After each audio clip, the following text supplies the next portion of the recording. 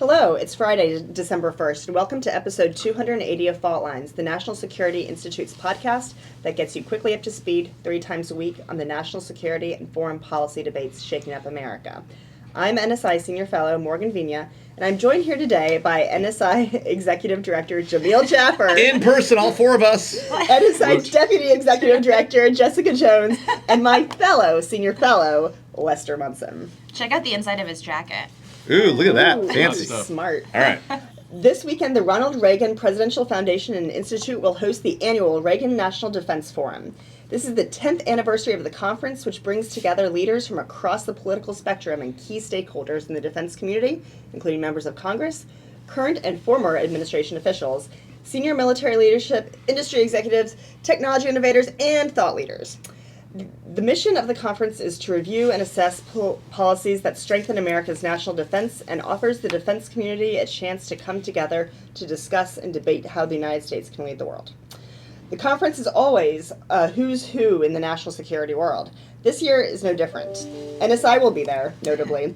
But we've also got General Brown, Chairman of the Joint Chiefs of Staff, Senator Roger Wicker. The new chairman of the Joint Chiefs. Recently confirmed chairman of the Joint Chiefs of Staff.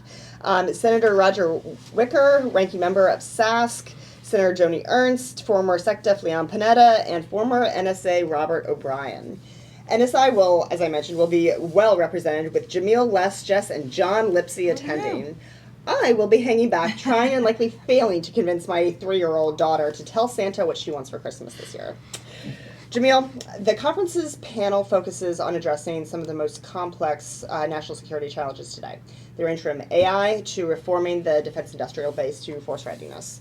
What do you expect to hear from the folks participating this year? Well, here's what I'm worried we're not going to hear, which is how does the U.S. make a massive investment in our defense budget, right? We are facing today 2 conflicts in various parts of the globe, the Middle East, Europe. We have a budding conflict in the Indo-Pacific with China. These are very real threats that are on our doorstep now, not later, and we're not making the kind of investments in our defense base that we need to fight the conflicts of the future, much less the conflicts of today. Our stocks have been drawn down. There's not bipartisan support in Congress to refill those stocks, which, by the way, would create American jobs, create American innovation here, and we're not even investing in that. It is crazy. And I worry that we're going to be at this conference, everyone's going to talk about innovation and change and force readiness. We're suffering huge deficits in our capability to not only fund our force, but to field our forces, because we're not getting the right kind of recruitment we need. This is a fundamental culture problem in this country about service and about national service and about serving in the military and the intelligence community that's been created by a decay of the rule of law, fomented in part by some of our leaders.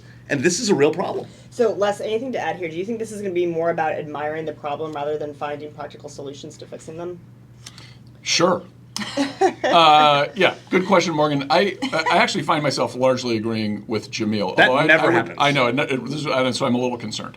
I might phrase it in a different way. I think for folks on the right, the battle has always been between the internationalist wing of the Republican Party and this more isolationist, Jacksonian, Trumpian wing of the party.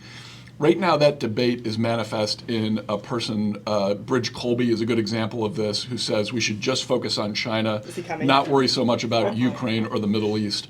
I think that's a huge mistake. Well, to be fair, Bridge isn't an isolationist, right? To be fair, right? I mean, he says we should focus on one problem. I didn't call him an isolationist, but he's the one who articulates this kind of non-internationalist approach, and that we should just worry about China and marshal our resources accordingly. I don't think that's a fair description. Then let's have a debate about it. That debate is not going to be at this. I don't see this debate happening at the Reagan Defense Forum. I would like to see a vigorous discussion between kind of this Bridge Colby China-only wing and the more U.S. leadership in the globe approach that was personified in the late, great Henry Kissinger. Kissinger had a kind of a tenuous relationship with Reagan. That's, we're going to the Reagan Defense Forum. That's the sweet spot. That's the real fault line in the Republican Party, is between these internationalists and the more Jacksonian approach. That's the debate that needs to happen. And I want to see folks. There's some terrific people at this event. Mike Gallagher, friend of the podcast, terrific guy. Young, up-and-coming national security leader, is the kind of person who should be elevated to talk about this bigger debate. And he's on the second panel. at this conference. He should be given the keynote. I don't really want to hear from Lloyd Austin, with all due respect to his terrific service to our country. He's not the intellectual leader that we need to have this debate. He's not the foil we need. We need to settle things on the right, fix this problem that we have had for the last 8 years or so, and move forward. This is a bipartisan event, though, Les. It's not just for the right to figure Sure. out. So, Well, I mean, there are more administration appointees here than there are Republicans. I mean, I don't. And Reagan, by the way, Reagan's view on national defense was a very bipartisan view. I mean, this is the Scoop Jackson wing of the Democratic Party, the Reagan view of the Republican Party. It is no longer a today. bipartisan view. That's right. The Biden administration approach to foreign policy in the world should not be the thing that we're pivoting on. We've got to sort things out on the right side of the aisle, on the right side of the ideological spectrum, in order to successfully engage as critics of loyal opposition to the Biden administration. I don't see that yet. I would like to see that this weekend. All right, so Jess, what does NSI have in store for this weekend? What are we going to be doing while we're in Simi Valley? Yeah, we're doing a lot. But before I get, when it comes to the agenda, because it's packed, I think it's interesting that they're kicking off the event talking about polling. To Jamil's point earlier, all of these panels, all these topics need support from the public. They need the public understanding why these national security topics are important, why they need to understand them, why they need to be financed, right? Totally. And so we're kicking off with polling, but I wonder how much of these panels, to Jamil's point, are realistically going to actually be, regardless of what's discussed, actually movement's going to happen, right? With the public, you mean? With the public, with the leaders that represent them, right? And I do think it's that promoting peace through strength. We talk a lot on the show how the U.S. is losing its leverage with Turkey, with South Africa, with these traditional partners.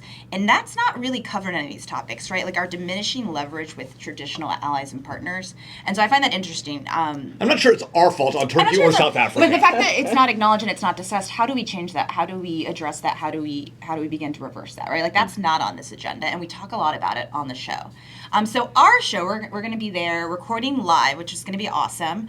Like you pointed out, Jamil, Les, and I, and John Lipsey, we're going to, records a bunch of interviews with 6 bipartisan leaders across, whether it's industry, the Hill, innovation, the administration, on how we are seeing kind of growing collaboration between global global repressors, right? The China, Iran's, North Korea's, which, Russia for sure, that we talk about, and how they see it through their lens and what they're doing to address it. And, maybe the ideas that we haven't seen in the headlines yet that they're aware of that we need to start talking about. Got it. Well, that's a wrap. Thanks to Devlin Burning, Claude Jennings, and the NSI staff for their help in producing today's episode. Join us again on Monday, December 3rd, for a special series of interviews that were recorded at RNDF. Fault Lines is now on YouTube, so check out our channel for a video of today's episode. With all of us in person. All of us in person. At Jamil's request. If you like what you heard, be sure to rate, review, and subscribe, but only say nice things.